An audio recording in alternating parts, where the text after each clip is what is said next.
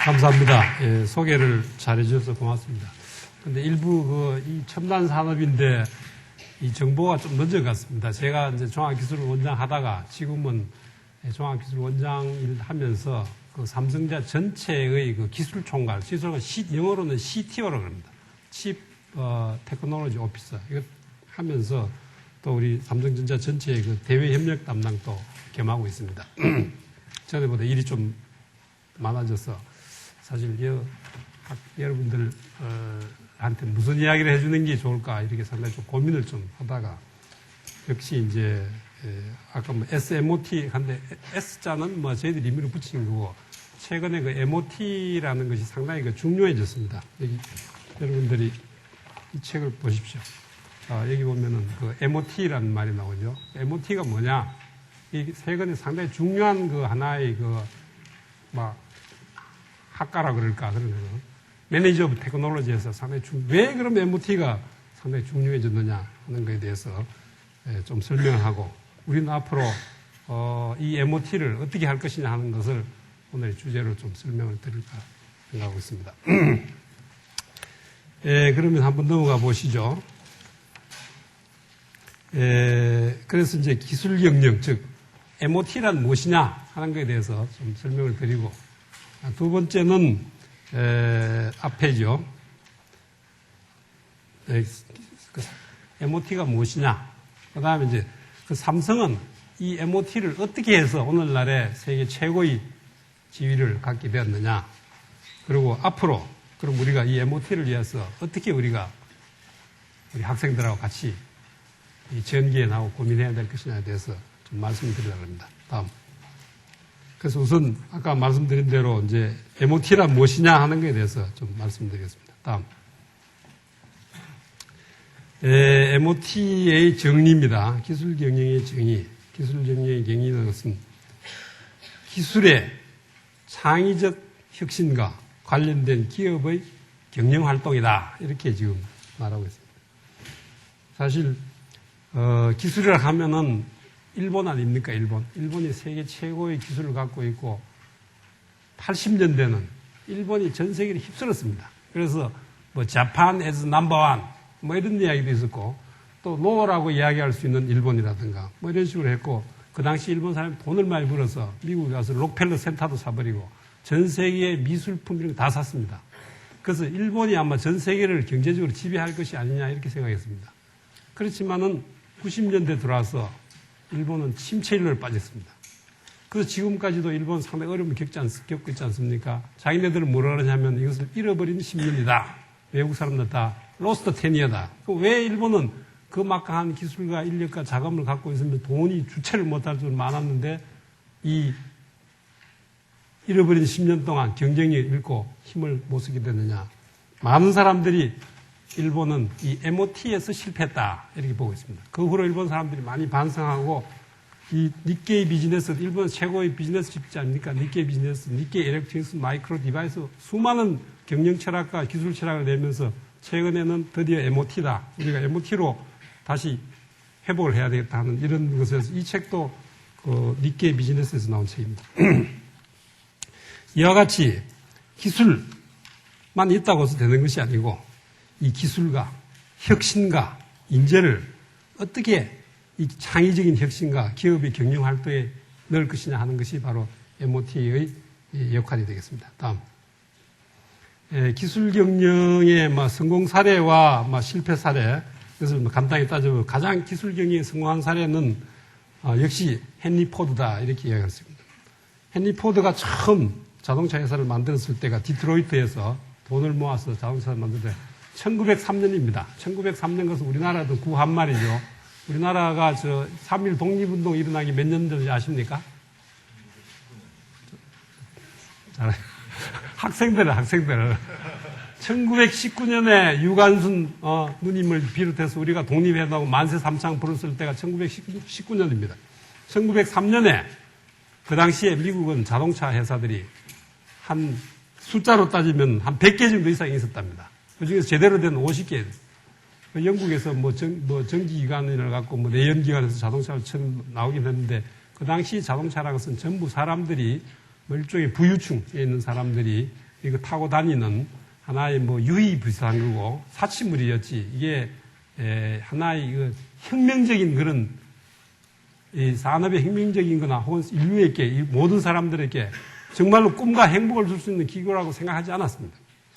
이때 헨리 포드가 이 자동차 이것이야말로 인간에게 꼭 필요하고 인간에게 또 행복과 자유를 줄 수 있겠다 이런 생각에서 이것을 어떻게 하지 대량 생산을 하자 이렇게 생각을 처음 하게 된 것이 헨리 포드입니다. 그래서 헨리 포드가 이 자동차 산업을 유의적인 자동차 산업을 하나의 본격적인 산업을 가장 본격적인 생산의 혁명입니다. 생산의 혁명. 그 당시에 생각도 못하던 컨베어 시스템을 도입해서 생산 원가를 반 이하로 내리고 그리고 거기에 종업하는 종업원들의 임금을 2배 이상으로 다 올려주고 작업 시간도 단축하는 그런 혁명적인 일을 하게 되었습니다. 그래서 지금도 포천지가 21세기의 가장 위대한 경영자로 포드를 선정하게 된 것이 바로 이 포드가 기술 경영을 성공을 시켰다 하는 것이 되겠습니다. 지금 미국이 산업혁명 이후에 산업사회에서 최강의 그 경쟁력을 유지하게 된 배경도 여러 가지 있겠습니다. 그 중에 한 개가 바로 이 포드의 자동차 산업이 일으킨 거라고 말씀드릴 수 있겠습니다. 다음.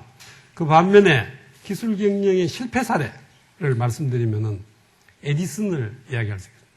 에디슨은 정말로 수많은 발명을 해서 인류 사회에다가 한 진보를 시켰습니다. 에디슨이 발명한 발명품이 몇 개인지 압니까? 특허 등록된 것이 발명품이 1093개입니다.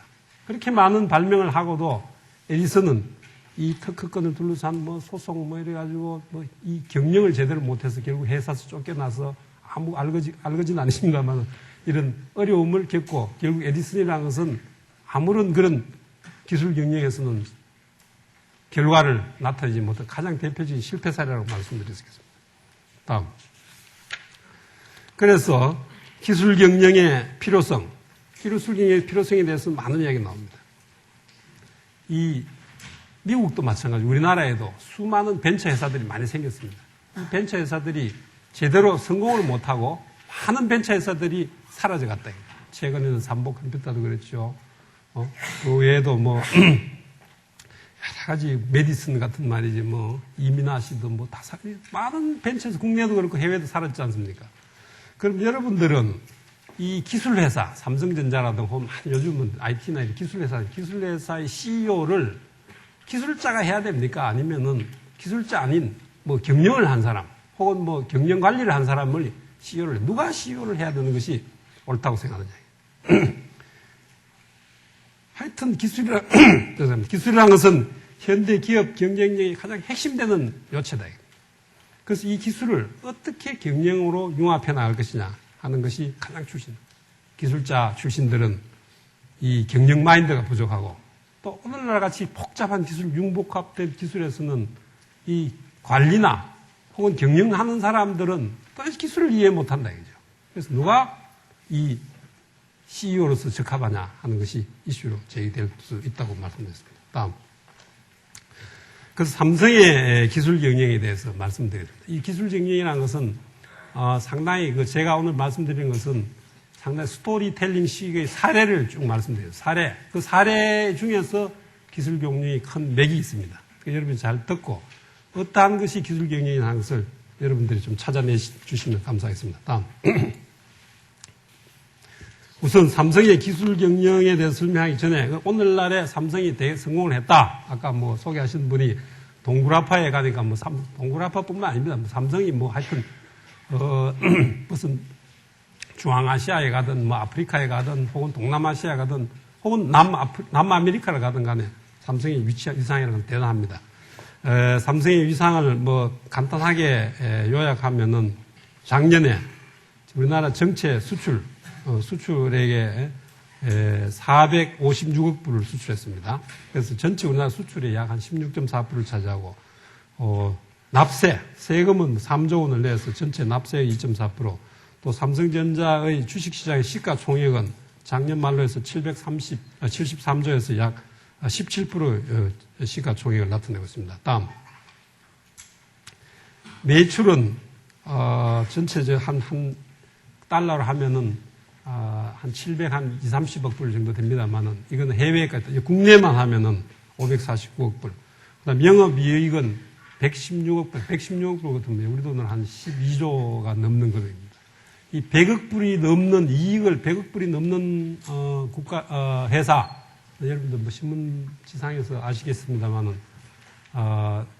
전 세계 한 9개 정도 회사가 있습니다. 대부분이 보면 무슨 모바일, 무슨 모빌이라든가 엑슨이라든가 뭐 이런 금융회사 아니면은 석유화학 이런 제조업, 물건을 만들어서 파는 제조업으로서 100억 불 넘는 회사는 9개 중에서 딱 2개 회사입니다.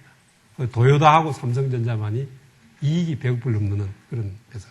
그래서 신문에도 100억 불이라는 것은 영어로 하면 10 빌리언 아닙니까요? 10 빌리언 클럽에 가입했다. 이런 얘기를 기사들이 많이 나오고 있습니다. 다음.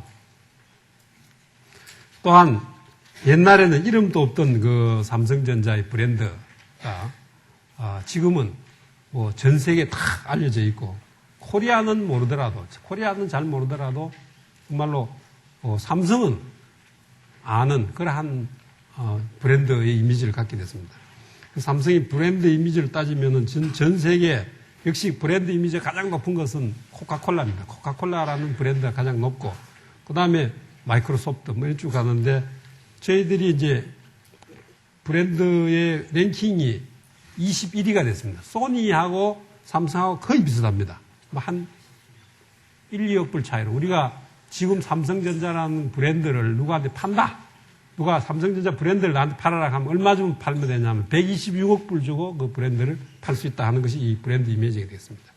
그래서 일부 어떤 나라는 소니는 몰라도 삼성을 아는 나라들이 많고 또 일부 선진국에서는 아직도 소니가 앞서고 해서 거의 어깨를 나란히 하는 그런 브랜드의 이미지도 갖게 되었습니다. 다음.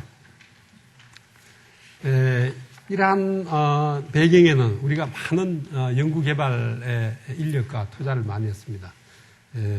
작년에 연구개발 인력이 2만 3천 명이 33%에 났는데 최근에 조사를 다해서 신문에 다시 났을 때는 우리 연구개발 인력이 2만 8천 명, 2만 8천 명이 전체 종업원에 국내에 있는 종업원 수의 40%를 넘었었습니다. 40%가 근데 2명 중에 1명은 연구개발 인력이다 이렇게 보시면 되겠습니다. 그 연구개발 예산은 작년에 한 4조 5천억 썼고 금년에는 5조를 넘는 금액을 R&D 투자할 예정으로 되어 있습니다. 다음. 특히 이 특허가 상당히 중요하다. 물론 그동안 특허를 위해서 우리가 많은 노력을 해서 지금 미국 내 특허 출원 건수로 보면은 전 세계 기업들, 전 세계, 물론 전자업체 중에서 기업들 중에서 삼성이 현재 미국 특허에 6위를 하고 있습니다. 총 건수. 그리고, 이것은 매년 지금 개선될 거로 생각되고 있습니다. 그래서 더욱더 올해는 특허 경영 원년으로 해서 더욱더 우리 특허 포지션을 높여나가자 하는 것이 회사의 전략이 되겠습니다. 다음. 그러면은 어떻게 해서 이 삼성이 이 기술 경영을 도입하게 되었느냐 하는 배경에 대해서 말씀드리겠습니다. 삼성이 처음 이 기술 경영에 착목하게 된 것은 1993년도 삼성의 신경영을 하나의 기점이다 이렇게 말씀드릴 수 있겠습니다.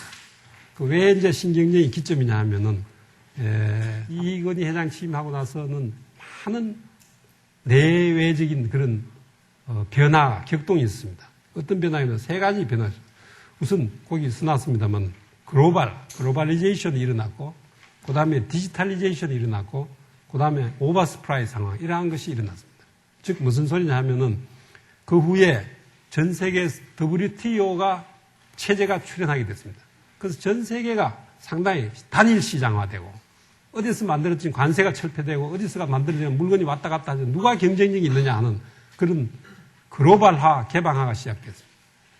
그렇기 때문에 로컬 업체라는 것은 의미가 없다. 글로벌로 살아남느냐 살아남지 않느냐 하는 그런 시대가 개척이 되었고 두 번째는 그 인터넷을 중심으로 한 이 디지털 산업이 크게 발전했습니다.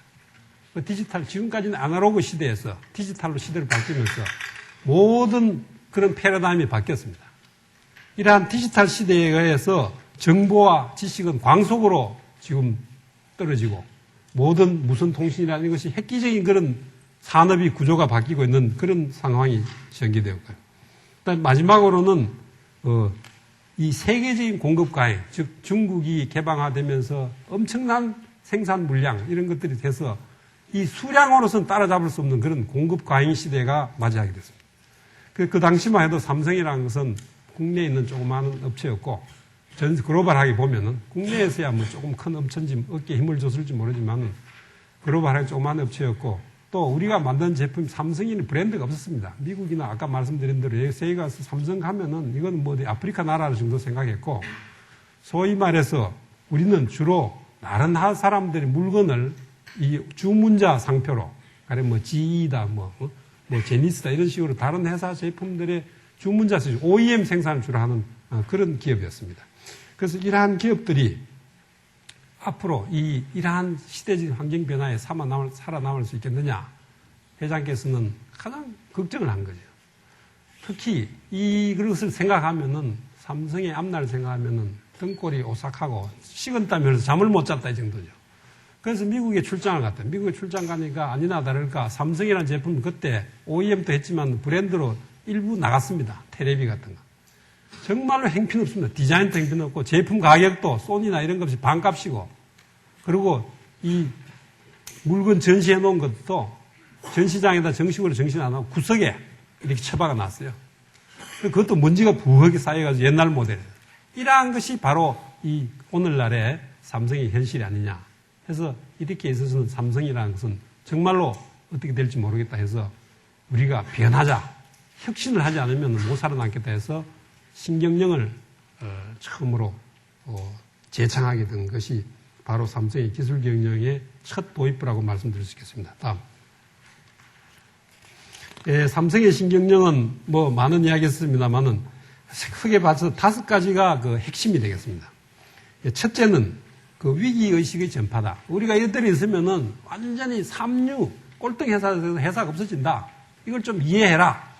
근데 그 당시만 해도 삼성 국내에서는 그래도 제법 뭐 어깨에다가 힘주건 뭐 신라호텔이다 뭐 혹은 무슨 제일모직이다 뭐 삼성전자도 뭐 조금 있고 그럼 반도체도 그 당시 돈 조금 벌었다 이거죠. 그래서 뭐가 위기냐면 우리가 잘 나갔는데 이렇게 다들 생각했다.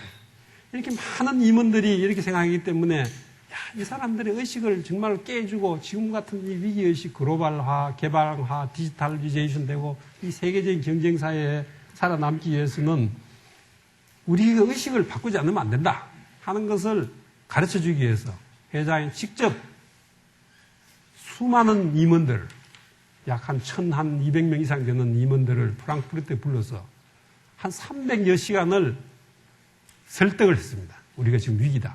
그 위기의식을 전파를 했습니다. 그리고 이제 두 번째는 우리가 바뀌는데 그냥 뭐 약간 바뀌어서 개선 정도 해서는 안 된다. 우리가 바뀌는 것은 아예 근본적으로 변화를 해야 된다. 우리 사상, 뭐 의식, 구조 이런 거 완전히 다 바꿔야 된다. 그때 이제 유명한 이야기가 그 마누라하고 자식 빼고 몽땅 다 바꿔라 하는 것이 바로 이 근본적 변화에 대한 얘기였습니다. 그다음 세 번째는 질이다, 질. 이 질이 이게 아마 실질적으로 가장 중요한 이슈일 겁니다. 질이 최고다. 그 양에 대해서 모든 거 없애라. 양은 다 포기해도 좋다. 질을 위해서는 양이 없으면 좋다. 질 경영이다 하는 것을 가장 집중적으로 강조를 했습니다. 그리고 네 번째는 그 당시에 반도체 산업이 큰 성공을 하였으면 그런 대로 성공을 했기 때문에 이 반도체 산업을 하나의 이 신경영, 글로벌리제이션의 깃털로 삼자. 그래서 이걸 전부 다 확산을 시켜서 다른 사업을 변화시키자 해서 이 반도체 산업 확산 하나의 기관으로 삼았습니다. 그 다음에 다섯 번째는 이 구조조정입니다. 선택과 집중이다. 우리가 할 수 있는 부분은 선택하고 할 수 없는 부분은 못한다. 도대체 우리가 하는 업의 본질이 뭐냐? 업의 본질부터 파헤쳐서 이 사업의 구조조정을 해야 한다는 것을 얘기했습니다. 이것이 이 5가지의 신경영의 골체라고 말할 수 있겠습니다. 다음. 그래서 신경영의 골체가 그 내용의 처음 출발점 되는 그 삼성의 기술 경영, 이 많은 제품이 있죠. 삼성은 휴대폰, 애니콜도 세계 최고고, LCD도 있고, 반도체도 있고, 최근에는 디지털 테레비 많이 지금 확산해요. 세계 최고의 제품을 많이 확산해 나가려고 했는데 그 중에서 가장 이 기술 경쟁의 대표적인 모델이 이제 반도체하고 LCD다 말씀드렸습니다. 그래서 오늘은 주로 제가 뭐 담당하는 일도 그렇고 해서 반도체와 LCD에 대해서 어떻게 기술 경쟁을 했느냐는 사례를 말씀드리고 특히 반도체의 성공 사례를 다시 레버리지로 해서 지렛대로 해가지고 LCD를 단시간에 성공시켰다는 것을 말씀드리겠습니다. 다음. 그러면 지금부터 반도체의 사례에 대해서 조금 설명을 드리도록 하겠습니다. 반도체의 기술 경영에서. 우선 반도체라는 것은 그 당시에 우리로서는 상상도 못할 그런 기술 집약적인 산업인데 불구하고 반도체를 삼성이 성공을 시켰습니다. 그래서 우리나라 코리아에다 돌풍을 일으켰다 이렇게 말하는 거죠. 산업사회에서는 그때면 이런 정보화 사회 오기 전에 산업사회에서는 뭐 자동차다, 철강이다, 조선이다, 뭐 중공업이다 전부 철을 사용하지 않습니까? 철, 이 무슨 무기 산업도 마찬가지예요. 그 산업사회의 쌀은 바로 철이다 이렇게 이야기했는데 이 정보화 사회 오면서 이 철보다도 산업사회의 쌀은 바로 반도체다 이런 이야기가 나오기 시작했습니다. 그래서 64메가 D램 같은 거, 64메가 옛날 제품입니다. 이것을 그래도 뭐 진공관으로 환산한다면은 이 톤수로 따지면 25,600톤이니까 뭐 8톤이나 10톤 치로 가지고 무슨 뭐 2,500대의 볼륨이 된다 이렇게 말씀드릴 수 있고 아파트를 따지면은 한 35평 아파트를 134채 되는 큰 동 하나에다가 잔뜩 집어넣어야 동작할 수 있는 그러한 기술이 집약되어 있다 이렇게 말씀드릴 수 있습니다. 그 다음에 여러분이 좋아하는 MP3 이런 것들도 만약에 진공관으로 한다면 진공관 40억 개가 필요한 그렇지만 지금은 반도체 기술이 있기 때문에 손 안에 드는 그런 MP3를 이룰 수 있다고 말씀드릴 수 있습니다. 다음. 그래서 이 반도체 산업은 여러 가지 특성이 있습니다만 그 중에서 대표적인 것을 네 가지를 반도체 산업의 특성을 말씀드립니다. 반도체 산업이라는 것은 타이밍 사업입니다. 타이밍이 아주 중요하다. 타이밍이 중요한 것은 한 세 가지 정도 이유가 있습니다. 첫째는 이 반도체가 개발되고 나서 가격이 급격히 떨어진다. 같은 제품을 개발하라도 누가 먼저 개발한 어떤 사람은 하나 파는데 60불 받을 수 있는데 어떤 사람은 한 1년이나 2년 뒤에 개발한 사람은 1불 50밖에 못 받는다. 그러니까 먼저 선행 개발한 사람, 뒤에 개발한 사람 얼마나 차이가 나겠는데. 두 번째는 이 반도체 산업은 계속해서 기술 혁신이 일어납니다. 기술 혁신이 일어납니다. 즉, 삼성이 제일 처음 반도체 사업을 시작해서 64K D램이에요. 64K D램. 그럼 64K D램, 그 다음에는 같은 사이즈인데, 거의 사이즈가 같은데도 256K D램, 즉, 기술 용량이 4배가 더 늘어난다. 그 다음에 얼마 있다가는 다시 이것이 256K가 다시 1메가가 된다든가, 1메가, 4메가, 16 이런 식으로 4배씩 올라간다. 이것이 소위 말하는 저희들이 흔히 반도체에서 무어의 법칙이에요. 무어의 법칙이라서 기술이 계속해서 발달하기 때문에 기술이 발달해서 이 집적도가, 이 기술 집적도가 보통 1년 6개월, 18개월, 1년 6개월 만에 집적도가 그 배로 올라간다. 배로 올라가고 가격은 30%씩 매년 떨어진다 하는 것이 일종의 무어의 법칙이습니다. 이와 같이 이 새로운 기술에 대한 사업을 하려면은 과거에 이 소위 말해서 반도체에서는 선폭이라는 게 슈링크라는 게 있습니다. 중요한 건데. 예를 들면은 1마이크론으로 가공하던 것을 0.5마이크론으로 가공하게 되면은 이게 가로 세로이기 때문에 4배가 더 늘어날 수 있답니다. 그래서 그럴 경우에는 이 기계들이 보통 과거에 쓰던 기계 갖고는 그걸 생산할 수 없습니다. 그래서 과거에 쓰던 기계들은 대충 3년 내지 5년 되면은 감가상각이 다 끝나서 고철이 돼버립니다. 그리고 새로운 기계를 사고 새로운 제너레이션을 합니다. 이와 같이 늦게 시작하면은 이 투자 같은 것이 늦게 시작하면은 새로운 다음 제너레이션 가격 갈 수 어렵고 상당히 그 투자에 대한 부담이 많아진다 하는 그런 것들이 이 타이밍 사업의 가장 핵심 요체라고 말씀드릴 수 있겠습니다. 다음. 두 번째는 아까 말씀드린 투자 집적 사업이다. 이것이 반도체 라인은 가령 지금 12라인을 하나 투자하는데 저희들이 이제 3조 전, 옛날에 그렇게 들이지 않았습니다. 이게 갈수록 돈이 이제 많이 듭니다.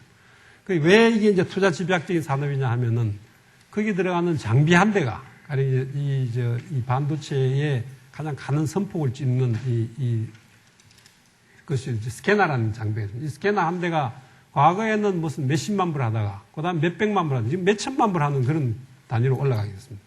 이와 같이 투자가 엄청나게 많다. 뭐, 삼성전자가 돈을 많이 번다고 하지만은 대부분을 이 재투자에 많이 들어간다, 이렇게 볼 수 있겠습니다. 다음. 세 번째 산업은, 특징은 첨단 기술의 집약 산업이다. 반도체라 하면 보통, 이 뭐 전기전자 뭐 이런 사람들이 하는 게 아니냐 생각하는 천만에 그렇지 않습니다. 전기전자는 설계나 회로 쪽에 있고, 이 물리, 가장 중요한 것은 물리, 그 다음에 화학, 그 다음에 재료, 그 다음에 컴퓨터, 그 다음에 수학, 그 다음에 금속, 기계, 이런 사람들이 다 필요하대요. 이런 사람들이 복합적으로 기술이 얽혀져서 이루어진 것이 바로 반도체 기술이다. 그래서 이러한 것은 반도체는 이 첨단 기술의 집약 산업이다. 이렇게 말씀드릴 수 있겠습니다. 다음. 네 번째는 고청정 사업이다. 왜 반도체가 고청성이냐. 아까 말씀드렸듯이 저희들 여러분들 머리카락 있지 않습니까? 머리카락 한 올은 보통 100마이크론입니다. 100마이크론. 100마이크론인데 머리카락을, 여러분 머리카락을 100분의 1로 나누면은, 쪼개면은 1마이크론이다. 근데 요즘 뭐 나노라는 말 많이 쓰지 않습니까? 나노. 그러면은, 나노가 뭐냐 하면은,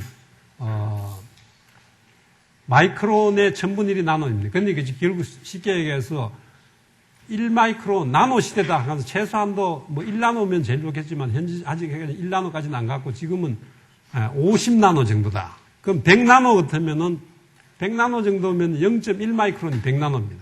그럼 여러분이 머리카락의 1000분의 1이 바로 0.1마이크론, 즉 100나노다 이거죠. 이러한 이 반도체 선과 선 사이의 가공 밀도, 만약에 100나노, 이제 0.1마이크론, 즉 100나노 있는데 여러분한테서 어떤 먼지나 혹은 불순물이 떨어졌다. 그럼 배선과 배선 사이가 100나노인데 여기 떨어졌으면 쇼트 될 거 아닙니까? 그러면 그 전체 반도체 장치를 못 쓰게 된다. 그래서 될 수 있으면 먼지가 없어야 된다.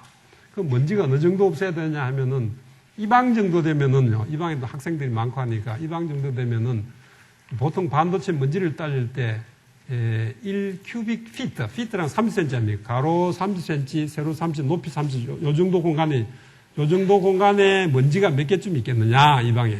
몇 개쯤 있을 것 같습니까? 이 방 같으면요, 제가 보기에는 한 1000만 개 정도 있을 것 같습니다. 1000만 개. 그 안에. 보통 저희들이 따진 먼지는 0.1마이크론 이하짜리 따져요. 그럼 반도체 공장에 가면 얼마냐? 30cm, 30 공간 안에 먼지가 제로입니다. 한 개 있거나 제로다. 그 지금 여기보다 1000만 분의 1보다 더 깨끗해야 된다. 그러한 환경 속에서 일을 해야 이 수율이 나온다. 그래서 뭐 우주복도 있고, 또 아가씨들은 절대로 화장을 하지 않죠. 화장 안 하는 미녀. 이게 반도체 근무하는 아가씨들.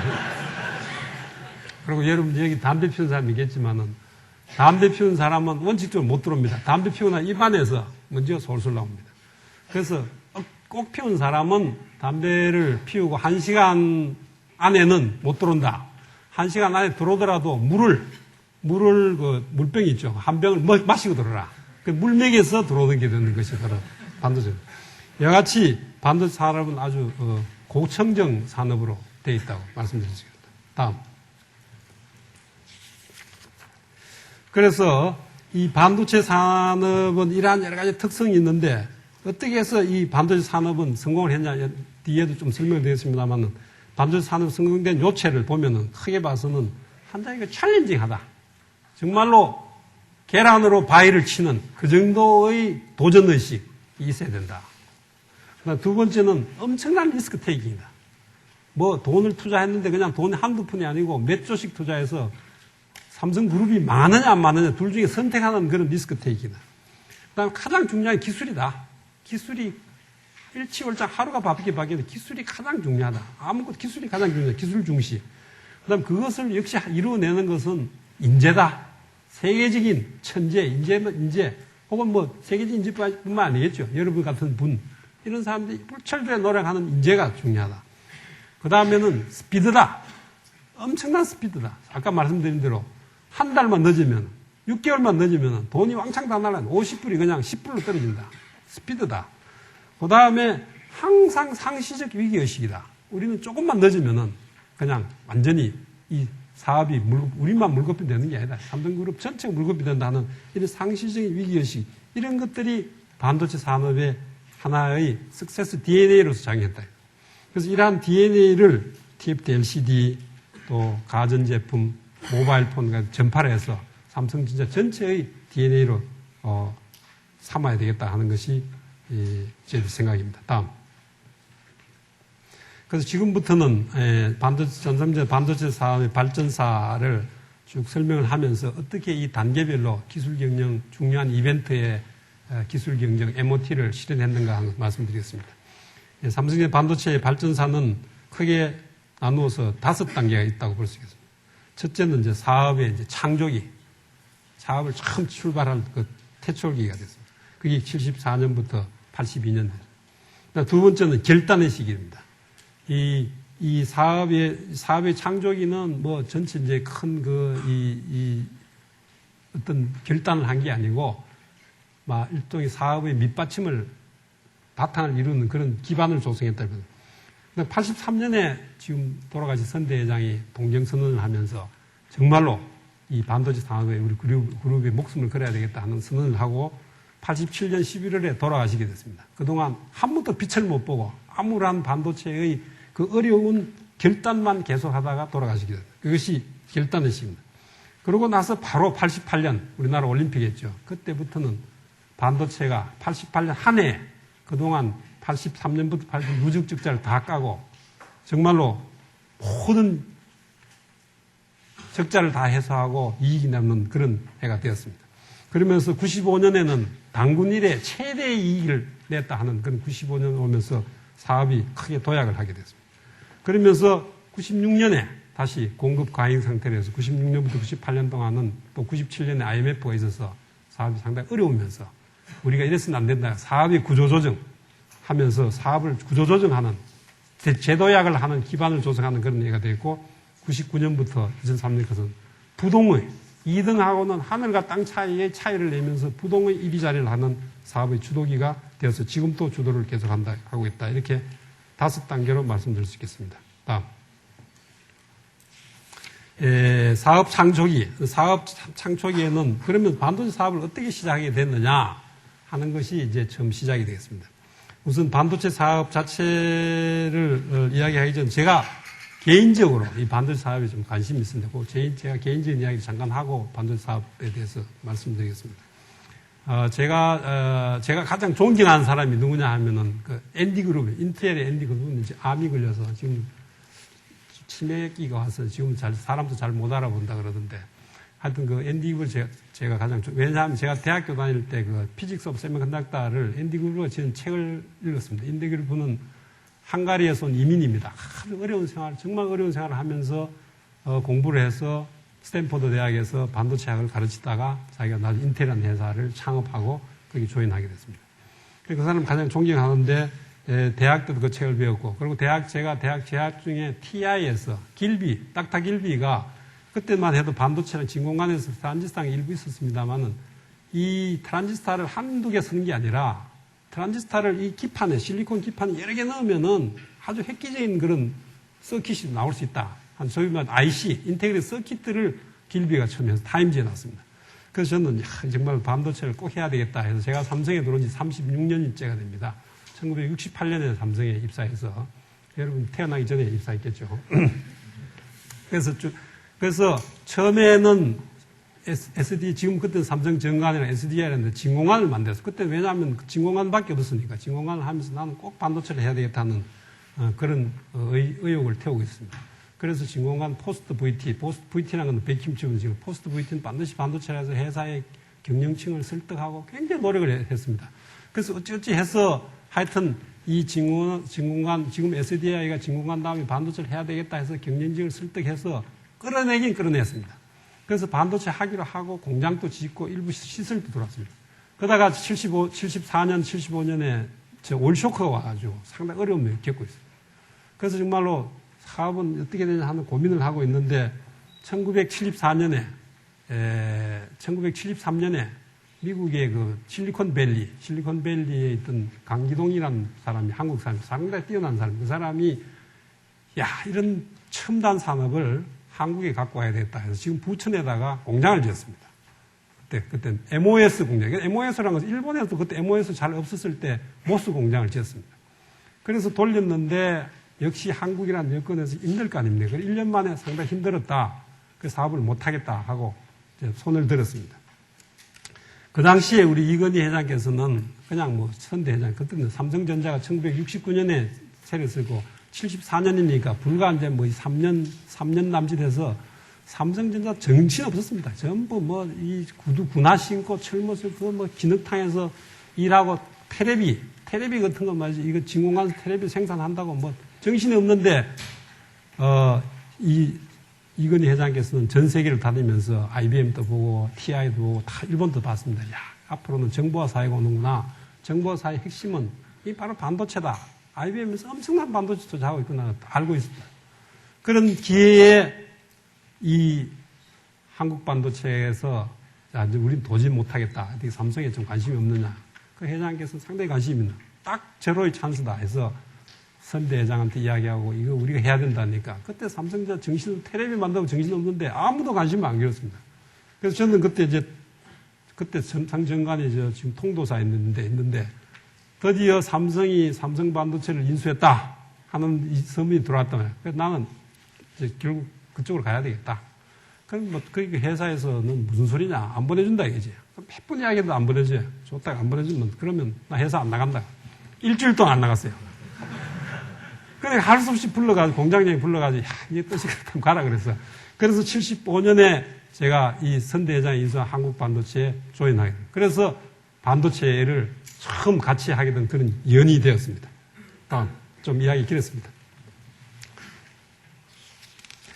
그래서 한국 반도체를 인수하고 나서 그때만 해도 한국 반도체 뭘 맞는, 아까 말씀드린 대로 MOS의 그 PMOS라는 것은 뭐냐 하면은, 그때는 응용이 뭐냐 하면은 이 시계였습니다. 시계. 전자손목 시계. 근데 PMOS랑 전력을 많이 먹지 않습니까? 그리고 디스플레이를 해야 되는데 시계 표시를 해야 돼. 표시할 게 없으니까 그 시계에다가 이 소위 말하는 LED, 지금 반짝반짝 빨갛게 빛나는 LED를 갖고 메시하는데 근데 LED라도 전력을 많이 먹어요. 그래서 배터리를 넣어놓으면은 배터리 일주일에 안 갑니다. 그래서 이렇게 시계 볼 때는 딱 평소에는 까맣게 돼 있는데 볼 때만 한번 누르면은 이렇게 시계 잠깐 나오고 하는 그거 옛날에 그 007 영화에 나오던 그 시계 그걸 처음 만들었습니다. 그렇지만 그게 뭐 배터리가 일주일도 안 가 하니까 금방 없어졌어요. 그 다음에 그때는 PMOS라는 거였습니다. 여기 기술을 아시는 분이 있으면 그래서 전력을 적게 먹는 CMOS를 바꾸자 해서 CMOS를 이제 바꾸는 그래서 CMOS를 바꾸면서 또 디스플레이도 LED에서 LCD로 바뀌면서 한동안 고생을 했습니다. 그렇지만 그것이 결코 상품화로 성공하지 못했습니다. 저희들 정말 고생을 많이 했습니다. 매일매일 집에도 못 가고 뭐 아침 새벽부터 저녁까지 열심히 노력했는데도 안 돼. 결국은 그 사업화가 힘들어지고 그러고 나서는 회사도 더 이상 버티기가 힘들어가서 그 회사가 이제 드디어 이제 문을 닫게 되었습니다. 문을 닫으면서 어떻게 했냐. 삼성전자에도 합병을 시켜버렸습니다. 삼성전자 밑에 사업부로 이제 합병. 그러면서 MOS로 가던 그 기술을 시계를 거꾸로 돌려서 뒤로 트란지스터하고 뭐 리니아 IC를 만들기 시작했다. 왜냐? 그때는 이제 테레비가 한창 그 진공관에서 트란지스터로 막 바뀌기 시작했어요. 그래서 테레비에도 집어넣자 해서 그 MOS 기술을 시계를 거꾸로 돌려서 테레비에 들어가는 트란지스터하고 리니아 IC 만드는데 노력을 했습니다. 엄청난 노력을 했습니다. 그래서 이 반도체에 대한 교육은 톡톡히 받은 거죠. 반도체 산업이 얼마나 어렵고, 얼마나 청정 산업이고, 얼마나 기술 집약적이고, 얼마나 어려운 것이냐 하는 것을 교육은 톡톡히 받고 또 교육받은 인재들도 많이 키운 것은 효과가 있었으면 사업적으로는 완전히 실패를 하고 10년 동안 아주 고생을 하게 되었습니다. 다음. 그러다가 선대 회장께서 많은 사업 구상을 하지 않습니까? 매년 동경에 가서. 그러면서 정말로 반도체가 중요하다는 것을 10년 후에 이제 깨달았습니다. 야, 정말 반도체, 여기 보십시오. 도쿄선이라는 유명한 도쿄선이 있지 않습니까? 생각하면 할수록 난제는 산적해 있다. 그러나 누군가가 만난을 무릅쓰고 반드시 성취해야 되는 프로젝트이다. 내 나이 73세, 비록 인생의 만기이지만 이 나라의 100년 대계를 위해서 어렵더라도 전력 투구를 해야 할 때가 왔다. 이처럼 반도체 개발의 결의를 굳히면서 나는 스스로 다짐했다. 이렇게 결심하게 됩니다. 그래서 삼성은 새 사업을 선택할 때는 그 기준이 명확했다. 국가적 필요성이 무엇이냐? 국민의 이해가 어떻게 되느냐, 세계 시장에서 경쟁할 수 있느냐 하는 것이 바로 그것이다. 이 기준에 비춰서 현 단계의 국가적 과제는 산업의 쌀이면서 21세기를 개척할 산업혁신의 핵인 반도체를 개발하는 것이라 판단했다. 그 당시에 상당히 앞선 안목 아닙니까? 그러면서 이 반도체에다가 삼성의 전체를 걸기로 약속하게 된 겁니다. 다음. 그래서 지금부터는 이제 결단의 시기입니다. 뭐 선대 회장님 사업을 벌려놓고 돌아가실 때까지. 그때 이제 반도체라는 것은 뭐냐? 그때 선대 회장 우리한테 물어봤어요. 야들아, 불러가 반도체는 종류가 몇 개 있느냐? 이게 참 안담한데. 반도체라서 크게 나눠서 메모리하고 비메모리 있습니다. 그 메모리는 뭐 있느냐? 아, 메모리는 뭐 D램이 있고, 뭐 SRAM 있고, 프래시 있고, 뭐 랜드, 뭐 그래. 그럼 비메모리는 뭐 있느냐? 비메모리라는 것은 주문량인데 수없이 많은 거예요. 그게 무슨 텔레비용, 이게 너무나도 많기 때문에 몇 개라고 얘기를 못 하겠어요.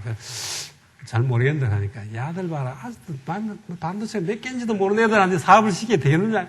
이렇게 걱정을 하셨다고. 그러니까 완전히 그때 선대 회장이 자기가 결심을 하고 사업부장 비슷하게 했습니다. 그러면서 저도 그때 이제 이 처음 사업하는 이 타스크포스 뽑혀서 미국을 보냈습니다. 실리콘밸리에 보내가지고 실리콘에 가서 어떤 사업을 할 건지 조사해보라 해서 팀을 짰습니다. 그래서 저희들이 거기 가서 한 몇 달 동안 엄청나게 고생해서 뭘 할 것이냐. 정말 고생했다고. 자, 주문형을 하려면은 시스템 기술, 설계 기술이 있어야 되고 또 메모리를 하려면은 대량 생산이 좋긴 좋다. 좋긴 좋은데 메모리라는 그 당시에 미국, 일본, IBM, TI, NEC, 도시바에서 철벽 같은 성을 갖고 있기 때문에 우리하고 기술이 너무나 차이 나서 정말로 계란으로 바위치기다. 우리가 사업했다 하면은 돈 다 날린다. 정말 걱정이다. 그럼 그걸 메모리 하더라도 그 중에 또 SRAM, DRAM, EEPROM 있는데 뭘 할 거냐 하는 그런 결단의 순간이죠. 그래서 여러 가지로 종합해본 결과 역시 우리는 설계 기술, 공정 기술, 창의적인 능력, 시스템 기술이 부족하다. 우리가 잘할 수 있는 것은 완전히 근면성이다. 열심히 노력하면 되는 게 뭐 있겠느냐. 그리고 대량 생산하는 게 좋죠. 그게 메모리다. 그 메모리 중에서 시장이 제일 큰 건 뭐냐. 아무래도 D램이다. 그러면 어렵지만은 D램에다 목숨 걸자 해서 이 D램을 처음 우리 제품으로 결정하고 그 당시 기술이 워낙 없기 때문에 D램을 미국의 마이크론이라는 우리 지금 현재 경쟁회사입니다만 거기서 설계만 사가와서 한번 하기로 그렇게 결정했습니다. 다음. 그래서 결정하고 나서는 D램을 하기 위해서 공장을 지어라. 그래서 일방을 공장을 지었습니다. 일방 공장을 지으면서 선대 회장께서는 야, 공장만 지을 게 아니라 제품도 개발해라. 그랬습니다. 그럼 개발할 때 있어야 될 거 아닙니까? 그런데 다행히 우리는 별로 별 볼 일 없지만 부천 공장이 있습니다. 부천 공장에서 마이크론 기술을 도면을 갖고 오고 또 그동안 우리가 부천 기사에서 양성한 기술자들이 불철주야 노력을 했습니다. 그래서 이 D램을 좌우지간 도쿄 선언 후에 10개월 만에 이 D램을 성공을 하게 됩니다. 물론 수율이나 생산성 이런 건 말할 거 없고 부천 공장이 낡아서 별로 생산 수율이 나오지 않습니다. 그런데도 불구하고 세계를 성공해서 D램 처음 시장을 발표를 했습니다. 그러면서 우리 기흥 공장을 기공식하게 됩니다. 그래서 세상이 깜짝 놀랐어요. 이야, 삼성이 10개월 만에 64K를 만들었냐. 그러면서 속으로는 다들 웃었다고. 저 친구들이 저래 봐야 엄청나게 돈 날리고 그만둘 거다. 파이로트 생산은 한두 개는 만들 수 있을지 모르지만은 중요한 거는 그런 한두 개가 아니고 대량 생산이라고 이렇게 생각했습니다. 다음. 이렇든 저렇든 간에 이 기흥에다가 선대 회장이 그때 헬리콥터를 보고 땅을 정해주고 그 밀어붙여서 공장을 지어라. 메모리 공장. 그게 뭐냐 하면은 지금이 1라인이 있습니다. 1라인인데 그 당시에 반도체 클린룸 아까 말씀드린 대로 먼지가 없는 클린룸 아닙니까? 그렇게 하려면 집 구조라든가 이게 상당히 복잡합니다. 보통 설계해서 짓는데 2년 내지 3년 걸립니다. 빨리 걸려도 2년은 걸립니다. 2년. 근데 2년 걸리는데 설계를 하면서 지어라. 땅을 닦아라 해서 설계하면서 바로 공장을 지으면서 이걸 6개월 만에 지어라 그랬어요. 6개월 만에. 그러니까 이건 저희들로서는 정말 기가 찬 노릇이었다고. 그래서 하여튼 어떻게 안 한다 할 수 없잖아. 안 하면 쫓겨나니까. 하고 시작을 했는데 정말 어렵더라고요. 그래서 특히 우리 겨울 공사 걸렸는데 겨울에 콘크리트를 쳐놓으면 이 콘크리트 말라야 그 다음 공사를 할 거 아닙니까? 이게 마르질 않으니까 소위 양생이라는 거죠. 그래서 이런 히타를 갖고 버너를 갖고 한 2, 30개 버너를 갖고 밤새도록 버너를 뗍니다. 콘크리트 쳐놓으면. 그럼 강제로 그 버너로 콘크리트 말려서 그 다음 공기 넘어가고요. 이런 식으로 한 6개월 동안 정말 집에도 못 갔어요. 집에도 못 가고 그냥 텐트 치놓고 거기서 먹고 자고 그 겨울에 추우니까 텐트에 난로 치면 콧구멍이 사악하고 이랬습니다. 그러면서 6개월 만에 정말로 우리가 이걸 공장을 다 지어냈습니다. 정말 그때 기적이라 그랬습니다. 이렇게 최고 경영자의 의지, 또 기술진, 그리고 현장 직원들이 똘똘 뭉쳐서 이렇게 해야 되겠다 하는 그 사명감 하나로 이 일을 시작한 것이 바로 이 삼성전자의 반도체 성공의 첫 단계가 아니냐는 생각입니다. 다음. 그렇게 억지로 해서 공장을 지어놨는데 64K D램이 값이 그냥 폭락을 했습니다. 폭락을 해서 야, 그럼 어떻게 되느냐. 근데 메모리라는 게 상당히 재밌는 게 이 자식 놓는 거랑 똑같습니다. 자식이 있다가 자식이 없어지지 않습니까? 그러면 그 대가 끊기잖아요. 대가 끊기면 그 가문이 없어지는 거랑 똑같이. 그 당시에 메모리는 64K D램에 있어서 아까 제가 인텔의 무호의 법칙을 이야기했죠. 2년 반만 지나면 그게 없어집니다. 없어지고 새로운 제품이 나옵니다. 그게 256K D램이 돼요. 즉, 자식이 있어야 돼요.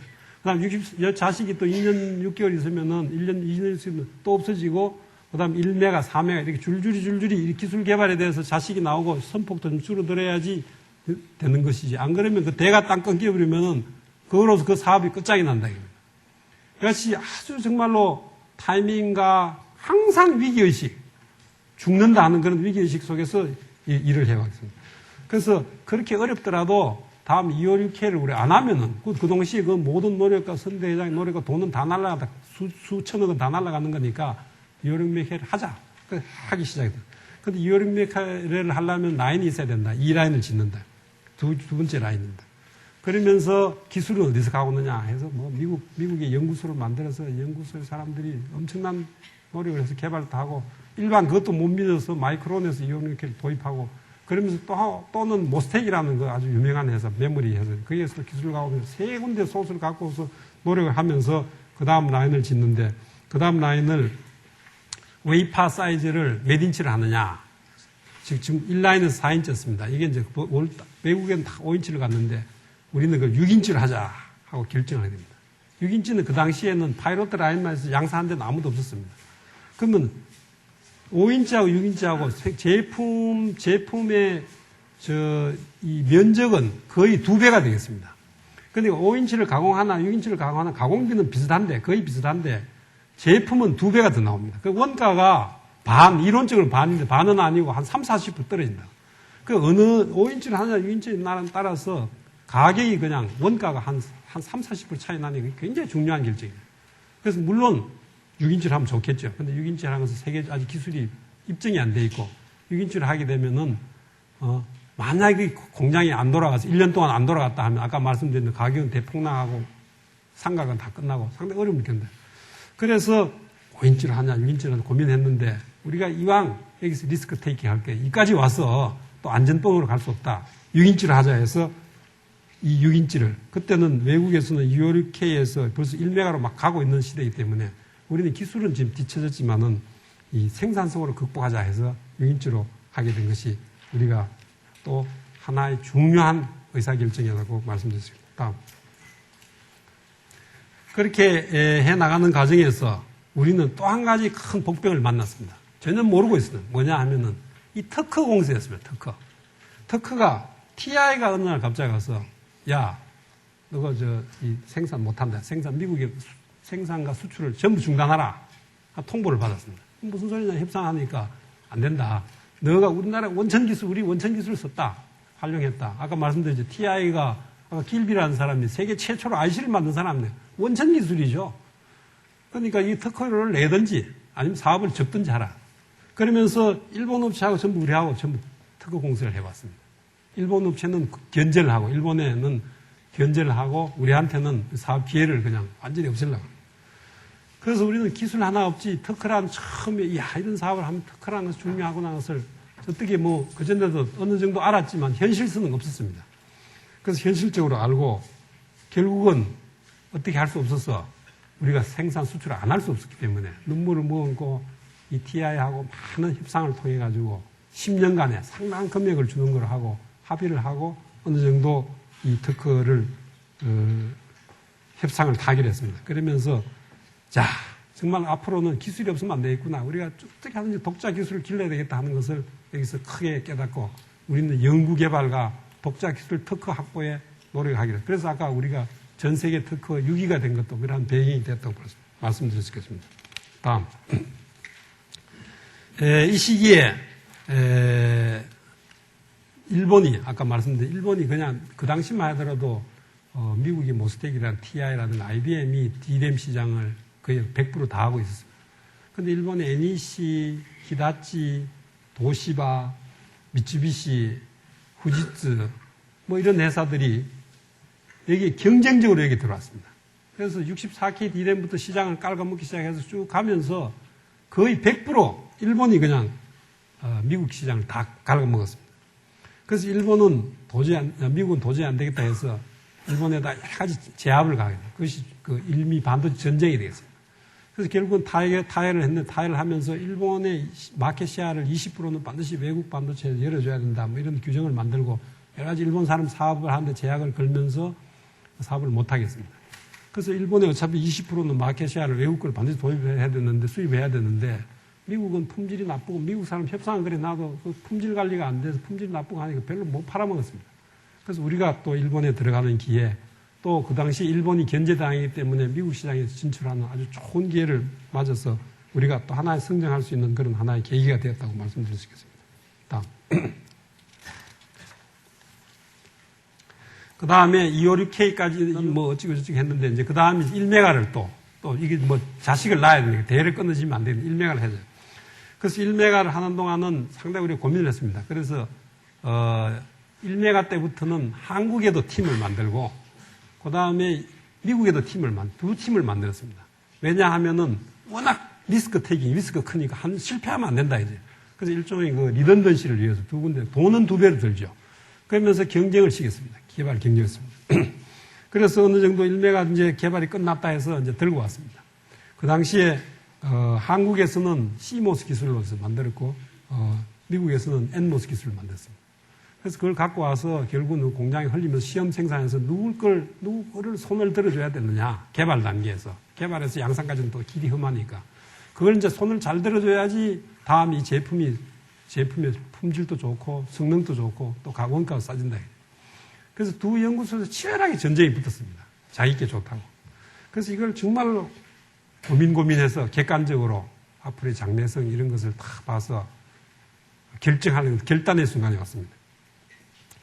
그래서 여러 가지 많은 어려움과 고민이 있었습니다만은 저희들은 우리 자체 기억연구소에서 개발한 1메가 D램을 최종적으로 선택을 하고 그걸로 우리 1메가 제품을 삼겠다 하는 그런 밑받침을 결단을 하게 됐습니다. 그 결단이 또 아주 중요한 우리 반도체 산업의 성장에 큰 미끄럼이 되었다고 말씀드릴 수 있겠습니다. 다음.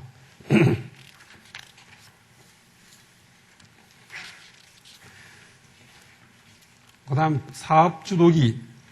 이제 결단의 순간에서 사업 주도기로 들어왔습니다. 이렇게 노력을 해놓고 나서는 87년 11월 달에 선 대장님이 이제 돌아가셨습니다. 돌아가시고 나서 그때 돌아가시기 직전에 약간의 그 경기 회복의 기미가 보였습니다. 그런데 돌아가시기 전에 87년에 딱 오면은 그때마다 경기가 나쁘고 상당히 암울했잖아요. 암울한 때 아니고 우리는 그애들 집에도 못 가고 그냥 매일 그냥 회사에서 먹고 자고 하는 그런 때인데 선 대장이 딱 와보면 이게 1라인이 이제 이게 2라인이 이제 요 옆에 3라인이 있으면 딱 모양이 좋겠네. 뭐 이런 얘기를 자꾸 하시고 그 돈이 어디 있습니까? 너무나도 어렵고 건 그룹에서는 정말 그룹이 망한다고 반대하는 자꾸 말씀하십니다. 그래서 우리가 핑계대고 뭐 이런 핑계 저 핑계대 시장이 어디 안 돼. 그 몇 분 말씀하다가 한 분은 전화가 왔어요. 와서 다음 주에 내가 기공식 할 테니까 준비하래. 그 어떻게 합니까? 그날 됐는데 비는 주룩주룩 오는데 그래서 거기에다가 전부 모래 막 진흙탕에 모래 깔고 해가지고 우산 쓰고 뭐 억지로 기공식을 안 할 수 없어 했습니다.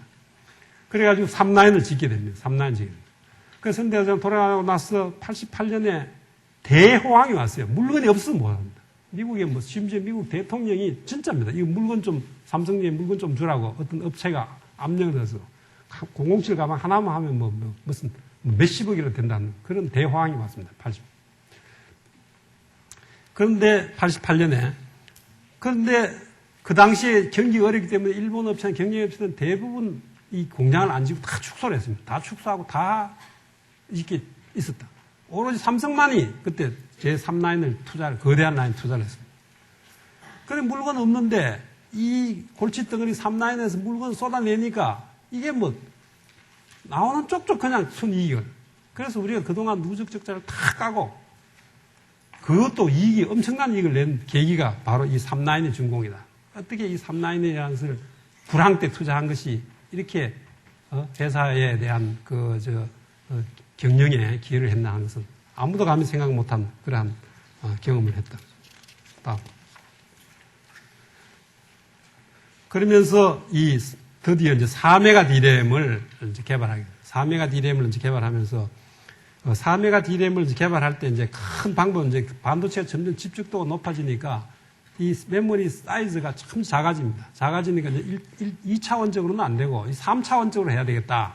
그럼 3차적으로 한 방법은 두 가지 방법이에요. 이게 땅을 파서 우리 지하실 팔듯이 지하실 파서 거기다 면적을 넓히는 방법이 있고요. 아니면 위에 2층을 올려서 청을 올려서 고층으로 만들어서 면적을 넓히는 방법이 있고 두 가지 방법이 있는데 하나를 밑으로 파는 것을 트렌치 방식이라 그러고 위로 올리는 것을 스택 방식이라. 그 전 세계에서 크게 전쟁이 붙었습니다. 트렌치가 오르냐 스택이 오르냐. 그때 IBM 같은 세계적인 회사 지금 트렌치다. 도시바도 트렌치다. 대부분 큰 회사들 다 트렌치로 갔습니다. 지멘스도 트렌치. 그 일부 회사 그래서 NEC, 히다치 일부 회사만이 스택으로 갔습니다. 그래서 다른 사람들 전부 다 트렌치다 해서 다 트렌치로 가자 그랬습니다. 그래서 우리는 상당히 고민을 했습니다. 기술적으로 어느 쪽으로 가느냐. 그래서 결국은 우리가 고민해서 해결이 안 되고 특히 미국에 있는 미국에 우리 연구 개발 있는 데서는 무슨 소리냐. 삼성이 망하려고 그러냐. 반드시 트렌치로 가야 된다고. 그래서 워낙 의견이 강하고 하니까 선대회장에 가서 말렸습니다. 야, 이 기술이 트렌드를 봐서 생각을 해봐. 이건 반드시 스택이 성공한다 해가지고 말려서 우리 스택을 선택해요. 이것이 올바른 선택이었습니다. 만약에 트렌치로 간 회사들은 지금 다 망했습니다. IBM도 망하고 트렌치로 간 사람은 지금 인피니언 다 망했어요. 트렌치는 더 이상 발전이 없습니다. 스택은 지금 우리가 계속 그래서 우리가 결정적으로 이 기술의 선택에서 분수령에서 우리가 세계 1위로 된 가장 결정적인 하나의 계기가 바로 우리가 스택 방식의 메모리 셀을 채택했다는 것을 말씀드릴 수 있겠습니다. 다음.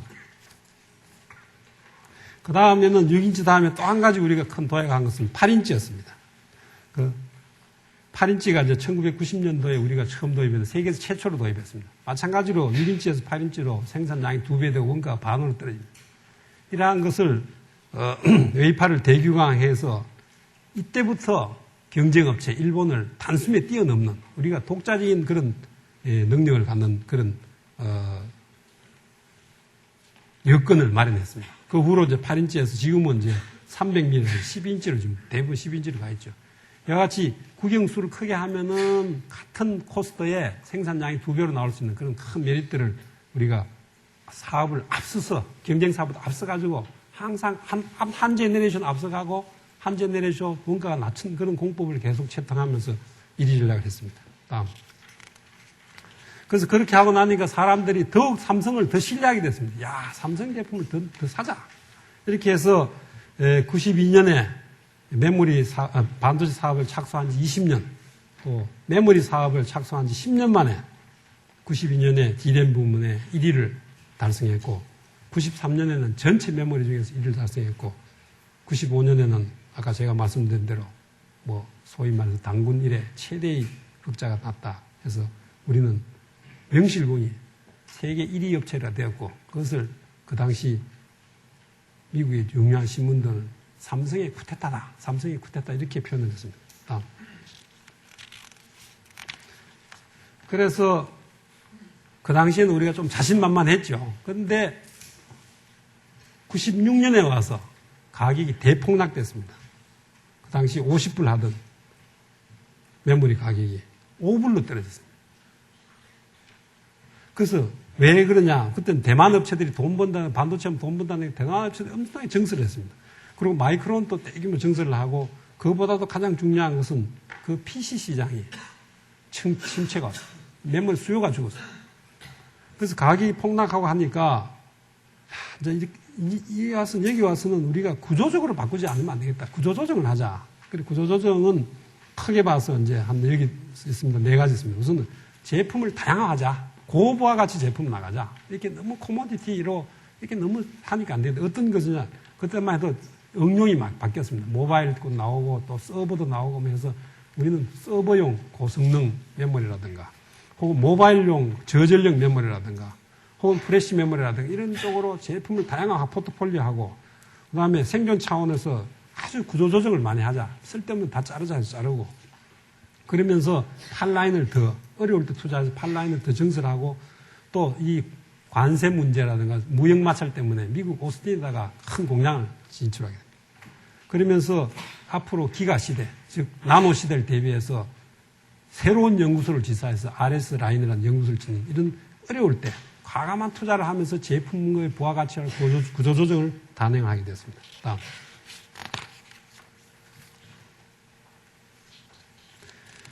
그래서 고수익 제품, 딴 사람 같은 D램이라도 팔 때 10불 받으면 우리는 15불, 20불 받는, 즉 프리미엄 제품을 많이 개발했습니다.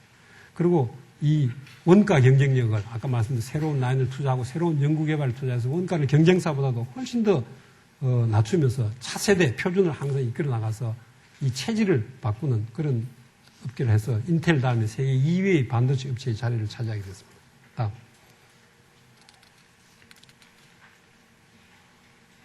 그래서 메모리 분야에서는 지금은 세계적인 경쟁력을 차지하고 아까 말씀드린 2등이 없습니다. 1등만이 존재하는 그런 위치가 되었고 그 후에 D램 이외에도 소위 말하는 그 황금의 알을 낳는 프레시 지금 여러분 쓰는 MP3라든가 혹은 디지털 카메라 혹은 이 모바일 폰 안 들어간 데 없죠. 없어서 못 파는 이 프레시 메모리 사업에서 들어가서 지금 세계에서 마켓시ェ어 60%를 잡고 여기서도 큰 성공을 했습니다. 그래서 지금은 거의 경쟁 상대가 누구냐? 삼성의 경쟁 상대가 누구냐?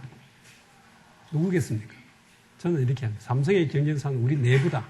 우리 내부가 조금이라도 자만심에 빠져있고 나태한다면 그게 바로 우리 경쟁 상대다. 이렇게 얘기할 수 있는 그런 위치로 왔습니다. 다음은 이 반도체 사업을 레버리지로서 지렛대로서 어떻게 LCD 사업을 성공을 시켰느냐 하는 DNA의 전파에 대해서 간단히 말씀드리겠습니다. 사실 LCD 사업을 하는 것은 상당히 어렵습니다. LCD 사업은 자재비도 많고 또 투자도 많고 해서 어떻게 보면 자재비 부분이 높다는 것은 섹터 성격을 갖고 있고 투자가 높다는 것은 또 반도체 성격을 갖고 있고 이게 별로 좋지 않은 나쁜 특성을 다 갖고 있습니다. 그러면서 제품의 로드맵이 불분명하고 기복이 심합니다. 단지 LCD 사업의 장점이 있다면은 LCD 사업은 확실한 시장이 있다. 무슨 소리냐면 그 당시에 이미 PC가 1년에 한 1억 2천만 대 팔렸습니다. PC는 두 종류가 있죠. 노트북 PC가 있고 그 다음에 데스크탑 PC 그 다음에 테레비가 있습니다. 노트북 PC가 그때 막 연간 100만 대, 200만 늘어나고 있습니다. 그때 이 LCD는 노트북에만 들어갔습니다. 데스크탑에 누가 씁니까? 비싸고 이 화면이 브라운관 썼죠. 그러면서 테레비는 거의 안 들어갔습니다. 조그마한 소형 테레비. 그렇지만 테레비도 한 1억 2천만 대 내지 1억 5천만 대 연간 수요가 있습니다. 즉 1억 2천만, 2억 4, 5천 개의 시장이 이미 있다. 우리가 만약에 사업을 성공하고 가격만 늘렸으면은 얼마든지 교체할 수 있다는 그런 자신감을 갖고 이 LCD 사업은 차세대 수종 사업이 된다는 것을 확신하고 다른 사람이 손을 안 댈 때 우리가 먼저 뛰어들었습니다. 그래서 지금은 LCD 사업이 우리 전체의 반도체 전체의 한 27%. 그러니까 이 반도체하고 LCD 다 합치면 우리 한 35%. 그러니까 매출은 한 반 이상은 55%. 반 이상은 반도체 LCD 나오고 이익은 거의 대부분 휴대폰에서도 물론 이익이 많이 납니다만은 이익은 대부분 여기에서 이익이 난다 보고 있습니다. 만약에 LCD 사업 하나를 그냥 독립회사로 본다면 우리나라 전체를 보면은 우리나라에서는 전체 기업 중에 한 6등 되는 사업으로 커졌습니다. 그만큼 지금은 이렇게 커졌다. 다음. 그래서 LCD 사업도 반도체 사업 비슷하게 4가지 하나의 발전 단계가 있습니다. 처음에 태동기. 두 번째는 본격적인 양산한 기반 구축기. 그 다음 선진사를 따라잡고 우리가 1등하는 그런 도약기. 그리고 업계 1위를 유지하는 산업 주도기로 나눌 수 있겠습니다. 다음. 이 LCD 사업에서도 우리가 가장 중요한 것은 세계의 리더십 1위다. 리더십을 갖자. 테이크 리더십, 이게 가장 중요하다 했습니다. 그래서 삼성이 하여튼 표준을 만들자. 전 세계 스탠다드를 만들어서 딴 사람이 못 따르게 하자. 삼성이 만든 표준이 된다. 12.1인치 우리가 표준 만들었죠.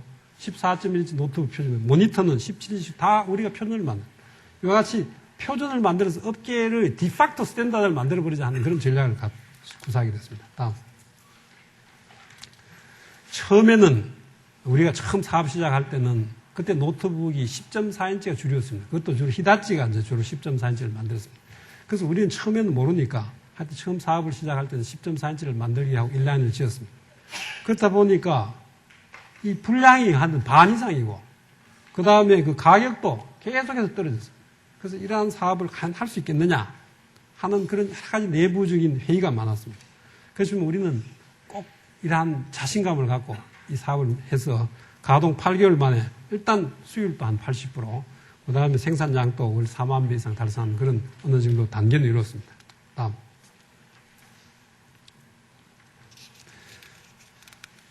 그런 단계에서 이제 일본에서 역시 이 LCD 강한 회사라는 것은 샤프, 후지츠, 호시덴 이런 회사 강합니다. 이런 회사들이 기판을 10.2인치에서 좀 키우자 해서 11.3인치 해가 3라인 투자를 하겠다 이렇게 나와요. 그러면 우리가 뭐 10.2인치 나오면 큰 게 좋으니까 큰 위기를 느꼈습니다. 그래서 우리는 야 이게 안 되겠다.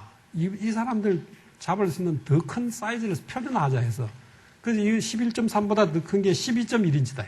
그 당시에 우리는 노트북만 주로 했습니다. 노트북을 세계에서 누가 제일 만드냐 하면 도시바였어요. 도시바가 세계 1위였어요. 그래서 도시바하고 제휴를 했습니다. 야, 너한테 12.1인치 기판을 줄 테니까 우리하고 제휴하자 해서 12.1인치를 3세대의 기판을 만들었습니다. 3세대 유리 사이즈를. 그래서 우리가 예를 들면 12.1인데 거기에서 우리가 8장 나온다 하면 다른 회사들은 11.3인치는 8장 나올지 모르지만 12.1인치를 만들면 6장밖에 안 나온다. 같은 유리 사이즈에서 어떤 데는 8장, 이 경쟁이 안 되지 않습니까? 그래서 우리는 그러한 기판 사이즈를 정하고 이걸 투자를 했습니다. 그래서 그 당시에 이 LCD가 워낙 어려우니까 이 회사를 매각하자 혹은 LCD를 분사하자 하는, 왜냐하면 이게 95년, 6년 때가 가장 불황일 때 아닙니까? 아까 말씀드린 반도체에서 정말로 어려워서 정말로 쩔쩔맬 때 96년인데 이때 4조 원을 투자해가지고 LCD 공장 지으려고 그러니까 얼마나 반대 힘들겠어요. 내부에서는 LCD 사업을 좀 팔아치우자, 다른데. 혹은 독립 분사를 해서 저가 알아서 죽든지 말든지 하자. 이런 의견들이 많아요. 그렇죠. 우리는 그렇지 않다. 이것은 말로 앞으로 기술적으로 큰 혁명이 있을 거다 해서 투자를 해서 12.1인치를 하나의 그 기판을 표준을 했습니다. 다음. 그렇게 해서 곧이어서 이제 우리가 3라인을 짓고, 3라인 지면서 그 당시에 똑같은 일이었어요. 그 다음에, 그 다음 사람들은, 경쟁자들은 13.3인치를 막 시장에 내놨습니다. 야, 우리는 이걸 또 같은 전략하면 써보자 해서, 그때는 델이 가장 큰 또 떠오르는 건 태양이었어요. 델하고 손을 잡고, 이 노트북은 전부 14.1인치를 딱 만들자. 그렇게 합의를 했습니다. 그러면서 일방 모니터, 그 델이 그때만 하더라도 모니터, PC를 많이 만들어도 모니터를 브라운관 씁니다. 그 브라운관을 델하고 이야기해서 델 라인에서 브라운관을 영원히 몰아낸다. 모든 모니터는 앞으로 LCD를 한다는 그런 약속과 선언을 하게 됩니다. 그래서 델과 손잡고 14.1인치 업계의 표준을 삼았습니다. 그 14.1인치를 만들 수 있는 사람은 팔 수 있지만은 13인치 같은 건 거의 못 팔든지 값이 떨어져서 경쟁력이 없던 그런 상태가 될 수도 있어. 우리가 업계 1위를 달성할 수 있고 또 이 단계에서 누적 적자를 해소할 수 있는 그런 단계가 됐습니다. 다음. 그 똑같은 전략을 이 노트북뿐만 아니라 이 데스크탑에 대한 모니터도 했습니다. 그 다른 회사도 LG, 히다치, 샤프 15인치, 18.1인치 이런 걸 시장에 내놔할 때 우리는 유리 사이즈를 가감하게 정해서 17인치, 19인치를 같은 값을 주겠다. 해서 거기 사람들이 그때만 해도 큰 게 좋았지 않습니까? 다들 그쪽으로 가서 시장을 습권하면서 많은 이익을 내면서 업계의 사실상의 표준을 유도했습니다. 다음은 이제 노트북 다 해결했죠. 그 다음에 모니터 이제 했죠. 이제 우리가 갈 길이 어디냐. 이제 테레비다, 테레비. 테레비에도 아주 1억 5천만 대 큰 시장이 있습니다.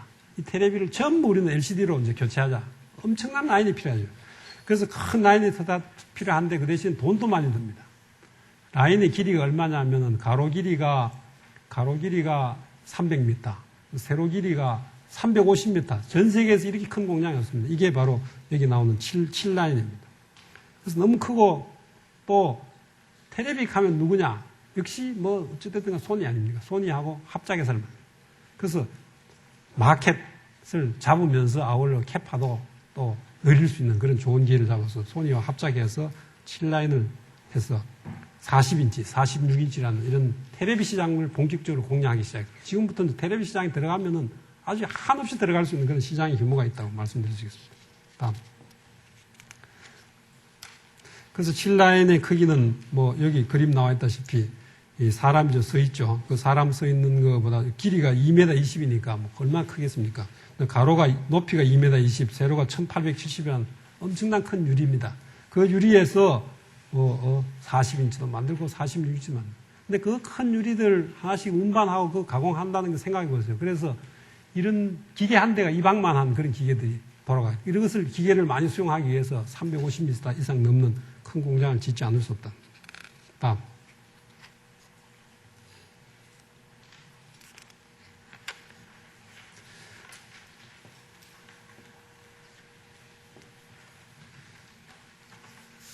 그래서 제가 지금까지 이 사례 중심으로 기술 경영에 대한 포인트를 말씀드렸습니다. 여러분은 어떻게 이해를 했는지 모르지만은 하여튼 이 후발업체 처음 사업 시작하는 삼성이 이 선진국을 따라잡기 위해서 어떠한 전략과 어떠한 기술 경영과 어떠한 리스크 테이킹, 어떠한 것을 했느냐 하는 것들이 일단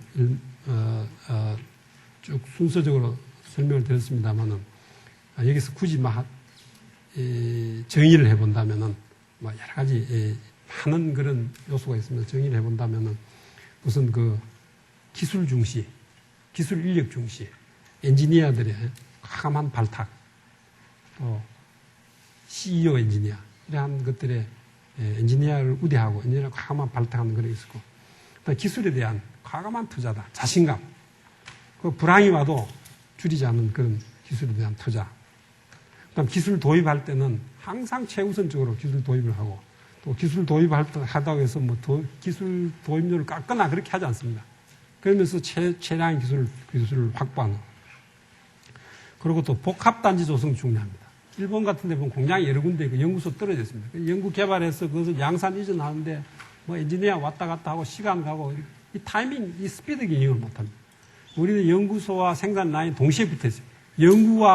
연구를 하면 바로 생산하고 연결해서 양산 이전할 수 있는 이런 아주 그 시너지를 높일 수 있는 그런 복합단지 조성했다는 것도 하나의 큰 성공 요인이 되겠습니다.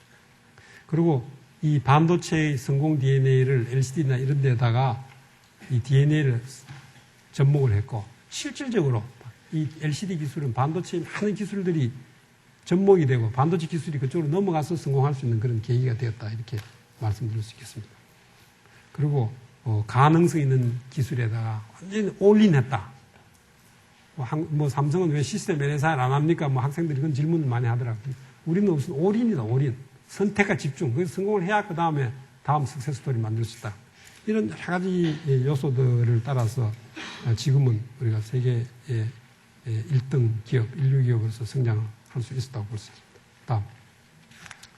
그래서 마지막으로 시간도 많이 돼서 이 기술 경영에 대한 제언으로서 제 얘기를 끝낼까 합니다. 다음.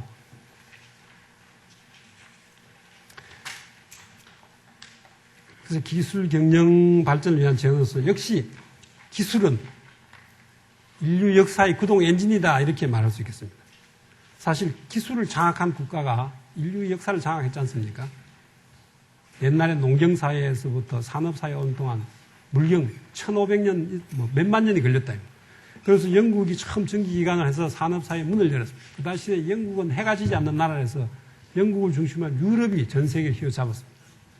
그러다가 19세기부터 19세기 말에서 20대 들어오면서 그러한 영국의 산업기술이 미국으로 건너와서 미국의 자동차 기술이라든가 혹은 전자기술이라든가 이런 것들이 해서 지금 산업사의 꽃은 좀 미국에서 다 폈지 않습니까? 그러면서 일방 그 미국에서 온 기술을 잘 소화해서 이것을 비즈니스 연결해서 성공한 일본이 일부 성공했죠. 그래서 이 세계의 중심이 유럽에서 미국으로 건너왔고 앞으로는 어떻게 될 거냐? 앞으로는 이 정보와 IT 산업이 오면은 IT 산업 정보화는 반드시 아시아로 올 거다 이렇게 보고 있습니다. 보세요. 지금 노트북 PC 전 세계 생산량의 90% 이상은 전부 아시아 쪽 아닙니까? 대만, 뭐 일본, 한국, 또 중국. 반도체 생산은 벌써 한 60%는 전부 아시아에서 일어나고 있습니다. LCD는 거의 100% 아시아에서 일어나고 있습니다. 휴대폰 거의 한 8, 90%는 아시아입니다. 앞으로 무슨 PNP다, 뭐 PC다, 정보기기는 전부 다 아시아입니다. 그리고 시장이 엄청나게 큽니다. 지금까지는 제조 거점이었습니다. 보세요. 중국 인구가 13억, 인도 인구가 중국, 그 다음에 거대한 인구, 이것이 전부 시장화된다. 시장이 있고, 기술이 있고, 제조가 있으면 그게 중심이에요. 그래서 이러한 IT 산업, 이 새로운 산업의 패러다임은 유럽에서 미국으로 갔다가 언젠가는 아시아가 중심이 될 거다. 이렇게 지금 보고 있습니다. 다음. 그래서 기술 경영에 대한 제언은, 우선 기술자를 가장 우대하자. 기술자의 각종, 그 명예와 또 기술자한테 또 상도 많이 줄 수 있는 그런 제도를 만들자. 요즘 기술자 사람들이 기본계에서 기술체고 안 한다. 왜? 뭐 의사하고 무슨 연예인하고 하겠다. 왜? 그거 돈 훨씬 더 잘 벌지 않습니까? 그리고 또 명예도 없으니까. 기술자 해봐야 먼저 쫓겨날지 모르고. 그러니까 기술자 선택을 한다. 그럼 기술자를 우대하고 기술자도 같은 그런 명예와 돈을 보상을 할 수 있는 그런 제도를 갖고 가자. 그리고 또 기술자는 비전이 없다. 기술자 비전이 있을 수 있도록 기술자한테 승진을 하고 CDP, 즉 자기의 그 커리어 디벨롭먼트 프로그램도 제시해서 기술자한테도 비전도 제시해야 된다. 그리고 또 기술자의 의견을 중시하고 기술자가 이 기술 경영을 회사를 경영할 수 있는 그런 여건을 만들어주고 또 그 외에도 기술자가 자기 창의로운 창의성을 발휘할 수 있는 그런 아이디어 기술 개발에 많은 투자를 할 수 있도록 도와줘야 된다. 다음.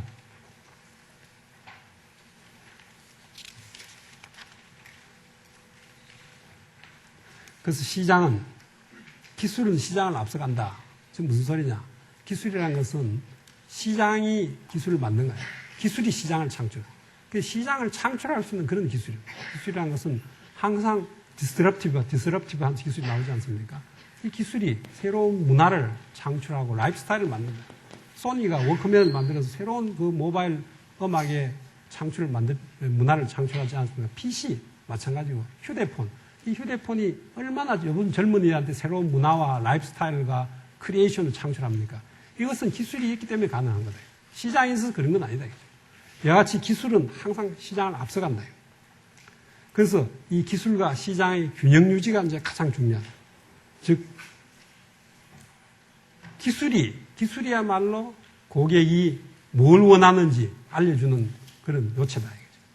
그래서 이 기술은 항상 시장을 앞서가고 기술 개발이 이 새로운 산업과 새로운 문화와 새로운 창의성과 라이프스타일을 유도한다고 말씀드렸습니다. 다음.